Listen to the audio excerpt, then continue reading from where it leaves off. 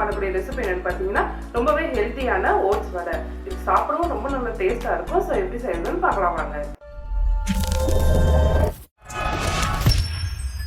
Oats வடை செய்ய oats வந்து 2 cup எடுத்துக்கோங்க. இதை வந்து மிக்ஸி ஜாருக்கு மாற்றிட்டு நல்லா பவுடர் மாதிரி அரைச்சிக்கோங்க. இது போல அரைச்சிக்கோங்க. ரொம்ப நேரம் அரைக்கணும் இல்லை. இது போல பல்ஸ் மோட்ல ஒரு 2-3 தடவை சுத்தினாவே போதும். இப்போ வடைக்கு மாவு ரெடி பண்ணிடலாம். அதுக்கு ஒரு பவுல் எடுத்துக்கோங்க. அதில் நம்ம பவுடர் பண்ண ஓட்ஸ் எல்லாத்தையுமே சேர்த்துக்கோங்க. இந்த ஓட்ஸை வந்து 250 கிராம் கப்பில் 2 கப் எடுத்துருந்தேன். இதில் நறுக்கிய வெங்காயம் 1, இஞ்சி துருவியது 1 டீஸ்பூன், சீரகம் 1 டீஸ்பூன், பச்சை மிளகாய் 4 பொடியா நறுக்கியது, துருவின கேரட் 1, 1 கப் கொத்தமல்லி இலை நறுக்கி சேர்த்துக்கோங்க. கருவேப்பிலை 1 கொத்து இதையும் நறுக்கி சேர்த்துக்கோங்க. தயிர் 3 டேபிள் ஸ்பூன். லாஸ்டா இந்த டிஷ்ஷுக்கு தேவையான அளவு உப்பு 1 டேபிள் ஸ்பூன் எடுத்துக்கிறேன். இப்போ தண்ணி எதுவும் சேர்க்காம ஃபர்ஸ்ட் இது எல்லாத்தையுமே நல்லா மிக்ஸ் பண்ணி விட்டுக்கலாம். ஓட்ஸோட நம்ம சேர்த்துனது எல்லாத்தையுமே இந்த மாதிரி நல்லா மிக்ஸ் பண்ணதுக்கு அப்புறமா இப்போ தேவையான அளவு தண்ணி சேர்த்துக்கலாம். ஒரு 2 டேபிள் ஸ்பூன் போல சேர்த்துக்கிறேன். மறுபடியும் இதை நல்லா மிக்ஸ் பண்ணி விடுங்க. இந்த மாதிரி டைட்டா நல்லா மிக்ஸ் பண்ணதுக்கு அப்புறமா இப்போ இதுல அரிசி மாவு 3 டேபிள் ஸ்பூன், கார்ன்ஃபிளவர் மாவு 1 டேபிள் ஸ்பூன். வடை நல்லா கிறிஸ்பியா வரும். மறுபடியும் இது எல்லாத்தையும் சேர்த்துட்டு கொஞ்சம் போல தண்ணி சேர்த்து ஒரு வடை மாவு பார்த்துட்டு இதை பிசைஞ்சுக்கோங்க.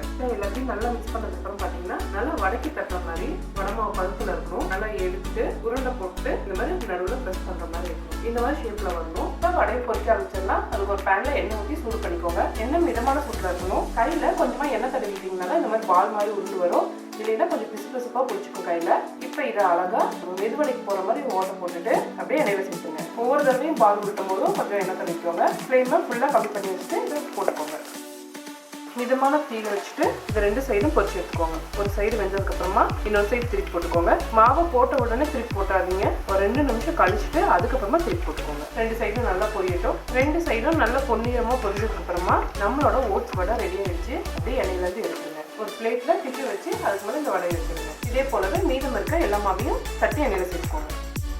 அவ்வளோதான், அடுத்த பேட்ச் வடையும் ரெடி ஆயிடுச்சு. இதையும் எண்ணெயில இருந்து எடுத்துங்க. நல்லா கிறிஸ்பியா முறுமுறுன்னு சூப்பரான வடைகள் ரெடி ஆயிடுச்சு. அவ்வளோதான், கண்டிப்பா ட்ரை பண்ணி பாருங்க. ரொம்பவே சூப்பரா இருக்கும்.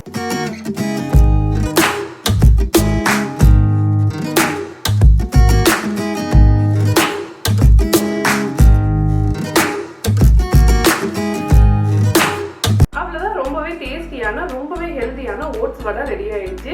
இதுல அரிசி மாவு சேர்த்ததுனால நல்லா கிறிஸ்பியா வந்திருக்கு. டேஸ்ட் பண்ணி பார்ப்போம். டேஸ்ட் ரொம்பவே சூப்பரா இருக்கு. கண்டிப்பா எல்லாருமே விரும்பி சாப்பிடுவாங்க. அந்த அளவுக்கு நல்லா இருக்கு. ஸோ இந்த ஹெல்த்தியான ஓட்ஸ் வடையை வீட்டில் ட்ரை பண்ணி பாருங்க. மனமும் சுவையின் சேனலை சப்ஸ்கிரைப் பண்ணாதவங்க சப்ஸ்கிரைப் பண்ணிக்கோங்க. பக்கத்தில் இருக்க பெல் ஐகானை அழுத்திக்கோங்க.